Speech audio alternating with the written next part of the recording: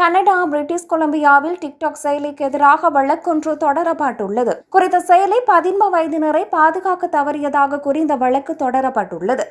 இளம் பயனர்களுக்கு தீங்கு விளைவிக்கும் உள்ளடக்கங்களை டிக்டாக் செயலி கொண்டிருப்பதாகவும் அவர்களின் தனிப்பட்ட தரவை முறையான அனுமதியின்றி விளம்பரங்களுக்காக பயன்படுத்துவதாகவும் வழக்கு தொடுநர்கள் தெரிவித்துள்ளனர்.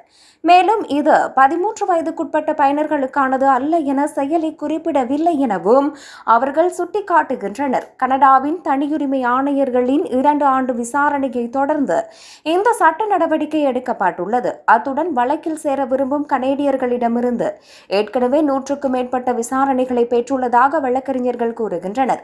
வழக்கின்படி பல குழந்தைகள் தங்களது தனிப்பட்ட தரவுகள் திருடப்பட்டதை உணராமல் டிக்டாக் செயலியை பயன்படுத்தியுள்ளனர். அத்துடன் அவர்களின் வயதை சரிபார்க்க செயலியும் தவறிவிட்டது. தரவு பயன்பாடு குறித்து குடும்பங்களுக்கு டிக்டாக் தெரியப்படுத்தவில்லை என்பதோடு சாதாரண காணொளிகளிலும் விளம்பரங்களை சேர்த்துள்ளது. எவ்வாறு இருக்க வயது கட்டுப்பாடுகள் இருந்த போதிலும் 13 வயதுக்குட்பட்ட குழந்தைகளில் பெரும்பாலானோர் இன்னும் டிக்டாக்கை பயன்படுத்துகிறார்கள் என நிபுணர்கள் கூறுகின்றனர். இந்த நிலையில் டிக்டாக் மீது தொடரப்பட்ட வழக்கு நூற்றுக்கணக்கான மில்லியன் டாலர்களை இழப்பீடாக கோருகிறது. மேலும் டிக்டாக் தனது தவறை ஒப்புக்கொண்டு அதன் நடைமுறைகளை மாற்ற வேண்டும் எனவும் வழக்கு தொடுநர்கள் கோருகின்றனர். இதேவேளை இந்த வழக்கு குறித்து டிக்டாக் இதுவரை எந்த ஒரு கருத்தையும் தெரிவிக்கவில்லை.